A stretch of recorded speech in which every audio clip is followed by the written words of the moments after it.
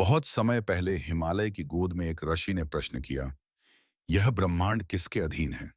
कौन है जो जन्म और मृत्यु के परे है? उनकी साधना ने उन्हें एक ऐसे रहस्य से मिलवाया जो शब्दों से परे था।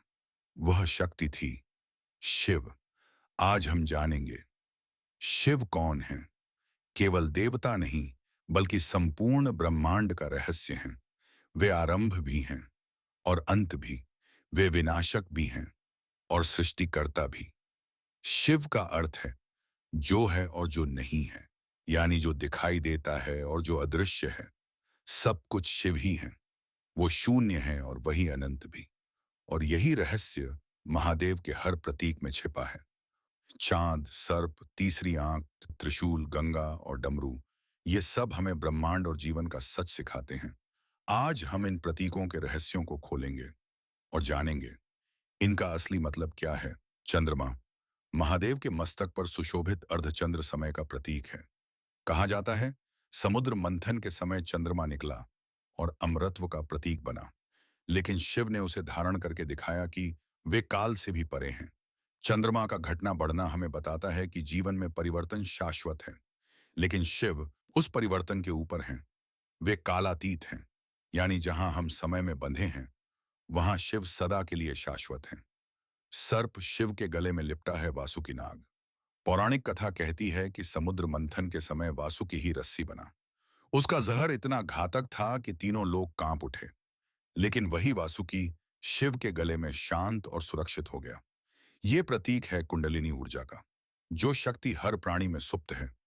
वही जब शिव के नियंत्रण में आती है तो विष भी अमृत बन जाता है। यानी जब आप अपने भीतर की ऊर्जा को साध लेते हैं तो डर भी ज्ञान में बदल जाता है। तीसरी आंख, शिव की तीसरी आंख, सबसे रहस्यमयी प्रतीक। कहा जाता है कि जब कामदेव ने शिव के ध्यान में विघ्न डाला तो शिव ने क्रोध में तीसरी आंख खोल दी। उस अग्नि में कामदेव भस्म हो गए। ये केवल विनाश की कहानी नहीं है। तीसरी आंख प्रतीक है आंतरिक दृष्टि का। जहां दो आंखें केवल माया और संसार देखती हैं, वहीं तीसरी आंख सत्य और आत्मज्ञान दिखाती है। जब शिव तीसरी आंख खोलते हैं तो अज्ञान झलकर राख हो जाता है। और यही है आत्मबोध का मार्ग। शिव का त्रिशूल केवल शस्त्र नहीं बल्कि ब्रह्मांड का प्रतीक है। इसके तीन शूल दर्शाते हैं तीन शक्तियां, सृष्टि, पालन और संहार। त्रिशूल हमें सिखाता है कि जीवन इन तीनों का संतुलन है। कुछ नया जन्म लेता है, कुछ पलता है और कुछ समाप्त होता है। शिव इन तीनों पर समान रूप से अधिकार रखते हैं। पुराणों में कहा गया है जब शिव त्रिशूल उठाते हैं तो वे केवल असुरों का नाश नहीं करते, बल्कि भीतर बसे अंधकार और नकारात्मकता का भी विनाश करते हैं। गंगा स्वर्ग से उतरी पवित्र धारा। कथा है कि राजा भगीरथ ने तपस्या की और गंगा को पृथ्वी पर बुलाया। लेकिन गंगा की धारा इतनी प्रचंड थी कि पृथ्वी उसे सहन नहीं कर पाती। तब शिव ने अपनी जटाओं में गंगा को थाम लिया। इसका अर्थ है असंयमित ज्ञान और शक्ति विनाशकारी हो सकती है, लेकिन जब शिव जैसे संयमी उसे नियंत्रित करते हैं तो वही शक्ति जीवनदायिनी बन जाती है। शिव की जटाओं से बहती गंगा हमें संतुलन और करुणा का पाठ पढ़ाती है। शिव का डमरू ब्रह्मांडीय नाद का स्रोत। कहा जाता है जब शिव ने डमरू बजाया तो उससे ओम ध्वनि प्रकट हुई। वही नाद है जिससे पूरा ब्रह्मांड जन्मा। हर धड़कन, हर कंपन उसी लय से संचालित होती है।